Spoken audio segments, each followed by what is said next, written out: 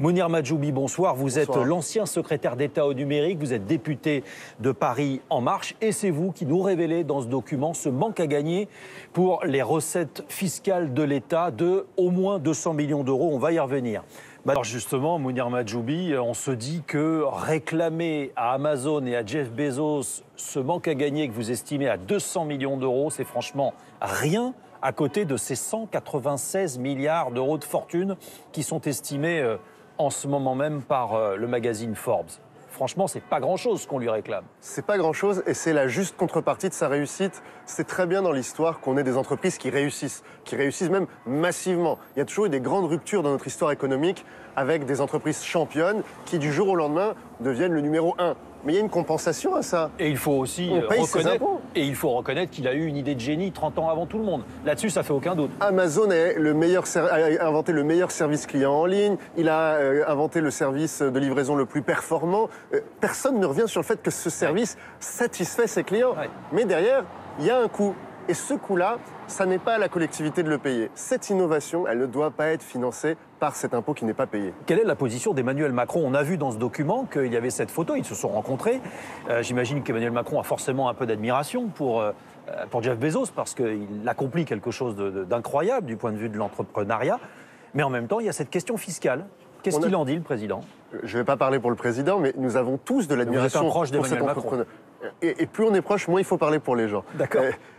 Plus on regarde ce Jeff Bezos, plus on peut être charmé, impressionné par son intelligence, par sa capacité à entreprendre et à faire du nouveau. Mais vous savez, le gouvernement, dès le premier gouvernement d'Emmanuel Macron, il a été décidé d'apporter de la justice fiscale. Et le président européen qui a le plus porté ce sujet, c'est Emmanuel Macron.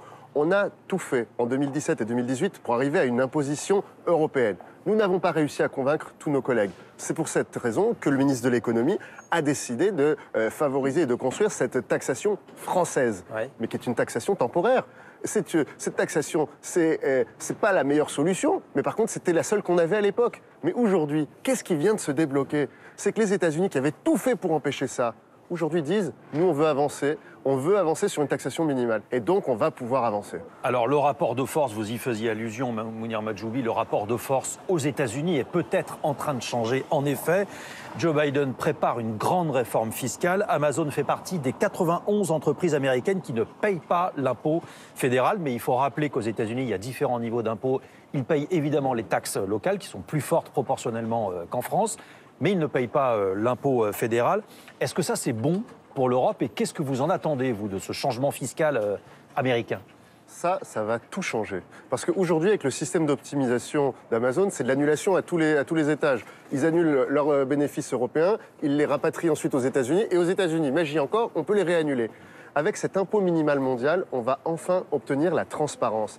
Parce que c'est un peu technique, mais dans ce que Joe Biden annonce, il va y avoir l'obligation pour toutes ces entreprises mondialisées de dire quels bénéfices ils font dans chaque pays. Et comme vous l'avez vu dans le reportage, Amazon refuse de nous répondre, même sous serment à l'Assemblée nationale, de nous dire combien ils gagnent en France, sur quelles activités. Eh bien ça, c'est fini. On va enfin savoir. Et comme ça, les clients qui vont acheter sur Amazon, eh bien ils sauront si cette entreprise paye un juste impôt, un impôt minimum, le même impôt que le boucher derrière nous. Parce que le boucher, lui, il ne peut pas envoyer son argent ailleurs. Le boucher, il paye ses impôts, et donc ce sera le cas avec cet impôt minimal mondial. La transparence, ce sera la clé et peut-être la possibilité pour l'Europe de faire payer Amazon. La transparence sera la clé et aujourd'hui, s'il y a un sujet sur lequel Amazon fait absolument tout en investissant en lobbying, en avocat, en France, en Europe et aux États-Unis, c'est contre la transparence.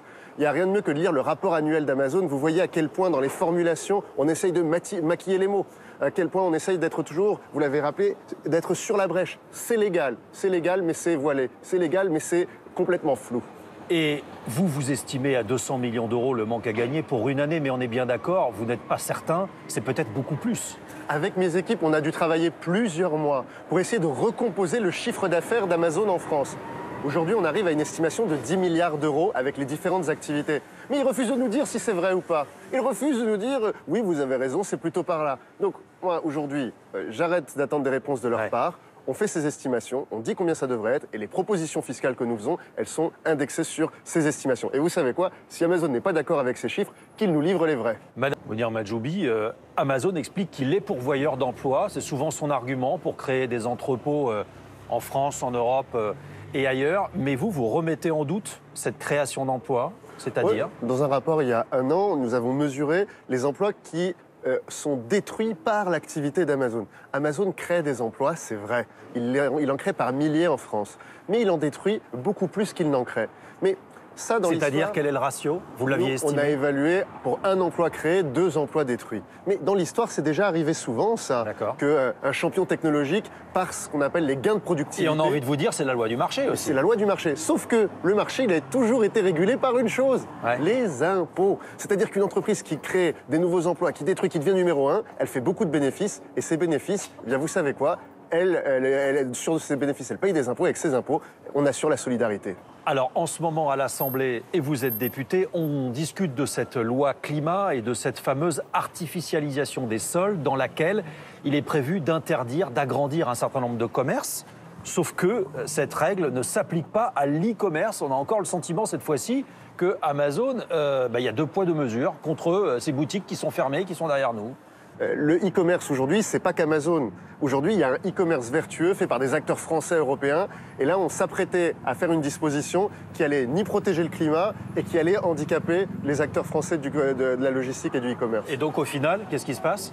Au final, vous savez qu'à ce jour, sur ce texte, la majorité n'a pas soutenu cette partie sur l'artificialisation des sols pour les entrepôts supérieurs à plus de 10 000 mètres carrés. Mais pour une raison, c'est qu'aujourd'hui, le sujet, et il faudra que vous nous regardiez bien, c'est comment on va les taxer dans le prochain PLF, dans la prochaine loi de finances, et comment on va s'assurer que sur les taxes locales, Amazon arrête de passer à côté.